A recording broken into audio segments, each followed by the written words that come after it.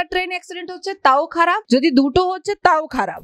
1981 থেকে 2013 পর্যন্ত uncountable rail accident হয়েছিল। 1930 থেকে 2013 পর্যন্ত আমার পাশে ডেটা আছে। ফ্রিডম অফ স্পিচ সবাই জন্য আছে, শুধু আমাদের মতন লোকজনে নেই। এই ভারতের ভিতরে the honourable supreme court of India আছে, তাহলে মুসলিম ল বোর্ড কি করছে? তাহলে আমাদের উপরে 295A সেকশন ধারা লেগে যাবে। ফ্রিডম অফ স্পিচ ওদের পাশে আছে যারা আইনি বিরুদ্ধে কাজ করে। মুভির ভিতরে কোনো আপত্তি নেই, যার ইচ্ছা আছে দেখুন, যার ইচ্ছা নেই তাদেরকে দেখতে হবে না। পিকে মুভি। তাহলে হামারে বারার উপরে কেন সুপ্রিম কোর্টে এই জাজমেন্ট দিল না? অনারেবল সুপ্রিম কোর্ট অফ ইন্ডিয়াকে চোখে চোখ দিয়ে জিজ্ঞেস করছি, একটা ইনসাফ দিচ্ছেন আপনি, যখন একটা অর্ডার দিচ্ছেন তাহলে আপনি কি শরিয়া ল দেখে দিচ্ছেন না সংবিধান দেখে দিচ্ছেন?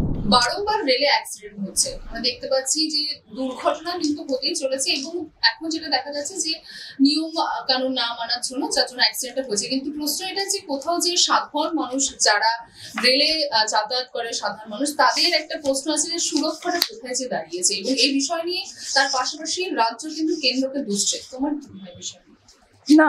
বারংবার মানে কতবার অ্যাক্সিডেন্ট হয়েছে? এনডিএ গভর্নমেন্ট 10 বছর ছিল, এটা হলো 11 বছর স্টার্ট, ঠিক আছে? এবার আপনি বলুন তো কতবার হয়েছে? কোনো ডেটা ফেটা আছে? যেটা বলা হচ্ছে যে গত 4 বছরে 26 বার ট্রেন অ্যাক্সিডেন্ট হয়েছে। আচ্ছা, আর একটু ইউপিএ গভর্নমেন্টের বলুন তো কতবার হয়েছিল? দেখুন, একটা কথা আমি একদম পরিষ্কার ভাবে আপনাকে বলে দিই, যদি একটা ট্রেন অ্যাক্সিডেন্ট হচ্ছে তাও খারাপ, যদি দুটো হচ্ছে তাও খারাপ, কিন্তু একটা ডেটা তো বের করার উচিত সবাইকে। আমি শুধু আমার কথাটা বলছি না, যত ক্যামেরা ফেস করে, যারা চ্যানেল উপরে বসে যারা কথা বলে, তাকে একটু ডেটাটা সিলেকশন করার একদম উচিত আছে। আমি আপনাকে বলতে চাই কি 1981 থেকে 2013 পর্যন্ত আনকাউন্টেবল রেল অ্যাক্সিডেন্ট হয়েছিল। আমার পাশে ডেটা আছে, ডেটা, ঠিক আছে?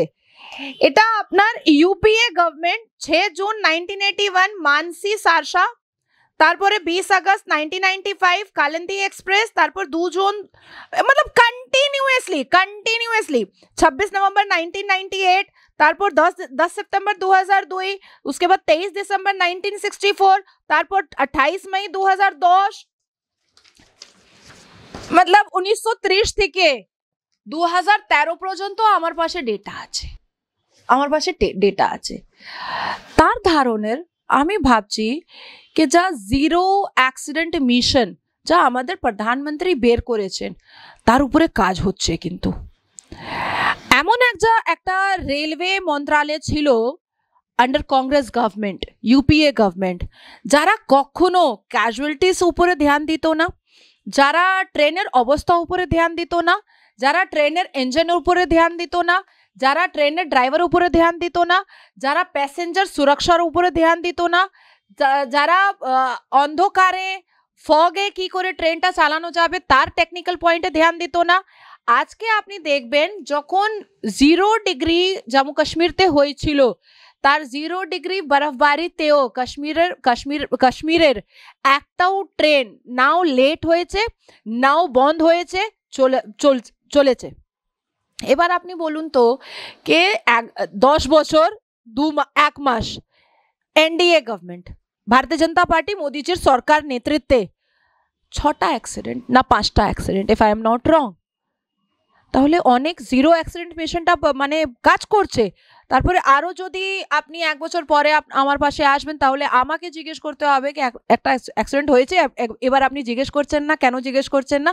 তাহলে যারা ক্রিটিসাইজ করছে, যারা ক্রিটিসিজমে বিলিভ করে, যারা অপটিমিজমে কখনো বিলিভ করে না, যারা ডেটা নিয়ে কখনো কথা বলে না, যারা ডেটা আর প্রমাণের লুকিয়ে রাখে, তাদেরকে আমি উত্তর দিতে চাই कि একটু 1930 থেকে একটু 2013 পর্যন্ত পুরো ডেটাটা বের করে দেখুন কত অ্যাক্সিডেন্ট হয়েছে, কত ক্যাজুয়ালিটিস হয়েছে, কত মৃত্যু হয়েছে, কত ডেথ হয়েছে। এবার আমার তো মানে আমি তো অবাক হয়ে গেলাম কালকে যখন আমি একটা জিনিস দেখলাম কে জীবিত প্যাসেঞ্জারকে মৃত্যু ঘোষণা করে দিল।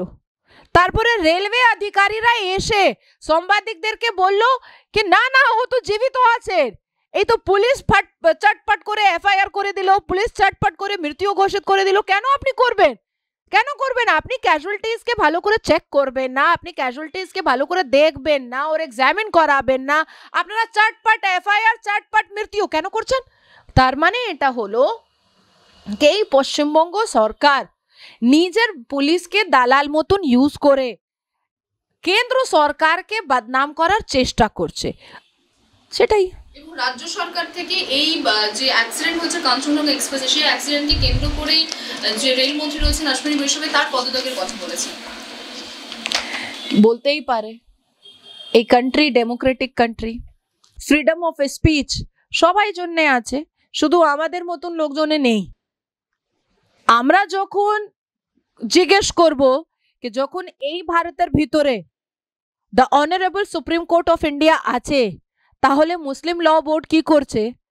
তাহলে আমাদের উপরে 295A সেকশন ধারা লেগে যাবে। যখন আপনার রাম ভক্তর, আপনার ধর্মের রাম ভক্তর উপরে পাথরবাজি হবে, আর ঈদুল জোহার ঈদুল আদা ভালো করে একদম শান্তিভাবে নামাজ হবে, আর আমরা জিজ্ঞেস করব যদি হিন্দুরা দাঙ্গাবাজ তাহলে নামাজ কি করে এত শান্তিভাবে হলো? তাহলে আমার উপরে 295A সেকশন লেগে যাবে কি কেন বললো, এই মেয়েটা কেন বললো? আজকে আমার সামনে যদি একটা 52 বছর পুরুষ যদি 6 বছর মেয়েকে বিয়ে করবে, তাহলে আমি তো বলবো, আমি তো অবজেকশন আরাইজ করব, তাহলে আমার উপরে 295A ধারা লাগবে। দেখুন, ফ্রিডম অফ স্পিচ ওদের পাশে আছে যারা আইনি বিরুদ্ধে কাজ করে, যারা সংবিধান বিরুদ্ধে কাজ করে। আমরা সংবিধান হাতে নিয়ে কাজ করছি, তাহলে আমরা ফ্রিডম অফ স্পিচের থেকে একদম সাইড হয়ে গেছি। আমরা যখন ফ্রিডম অফ স্পিচ আর ফ্রিডম অফ এক্সপ্রেশনের কথা বলবো, তাহলে আমাদের উপরে সেকশন 295A লাগবে। এবার আমি আপনাকে জিজ্ঞেস করছি, এখন একটা মুভি আসছে হামারে 12, হাম দো হামারে 12। মনে করুন যে যখন পিকে মুভি এসেছিল, যখন লাল সিং চাড্ডা এসেছিল, যখন রণবীর সিং নিউড ফটোশুট করিয়েছিল, তখন আমি ক্যালকাটা হাইকোর্ট গিয়েছিলাম, আর পিকে কে নিয়ে আমি honourable supreme court of India গিয়েছিলাম। অনেক লোকজন গিয়েছিল, কিন্তু নিউড ফটোশুট রণবীর সিং আর লাল সিং চাড্ডার বিরুদ্ধে আমি ক্যালকাটা হাইকোর্ট একা গিয়েছিলাম।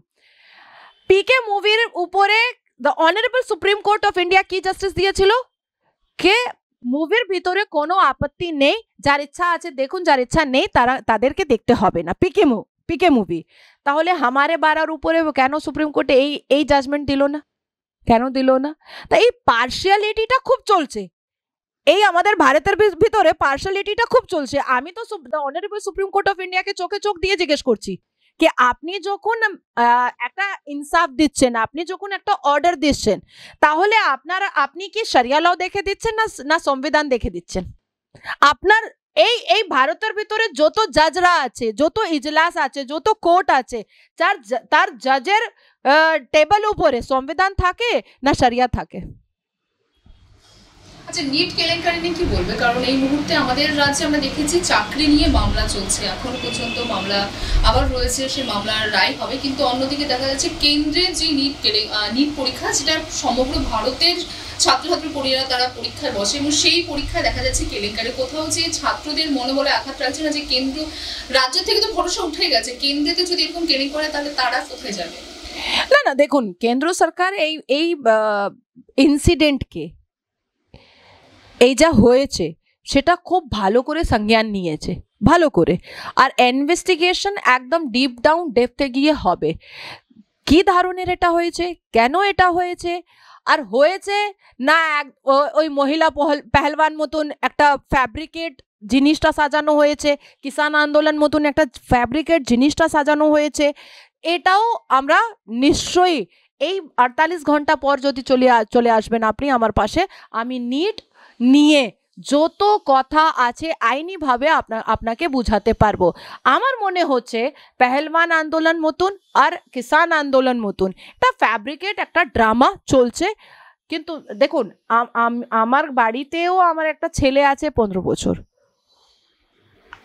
এগিয়ে গিয়ে ও যদি নিট এক্সাম দেবে, ওর সঙ্গে যদি এত খারাপ হবে, তাহলে আমার চোখেও জল আসবে। আমিও একজন মা। যদি ছাত্রছাত্রীর সঙ্গে কোনো একটা জিনিস খারাপ হয়েছে, তাহলে কেন্দ্র সরকার তাকে ইগনোর করতে পারবে না, কখনো করতে পারবে না। আর এই রাজ্য সরকার মতন, মমতা বন্দ্যোপাধ্যায় মতন আমরা নিপাপতি করার একদমই চেষ্টা করব না। ক্রিস্টাল ক্লিয়ার বসে কথা বলবো।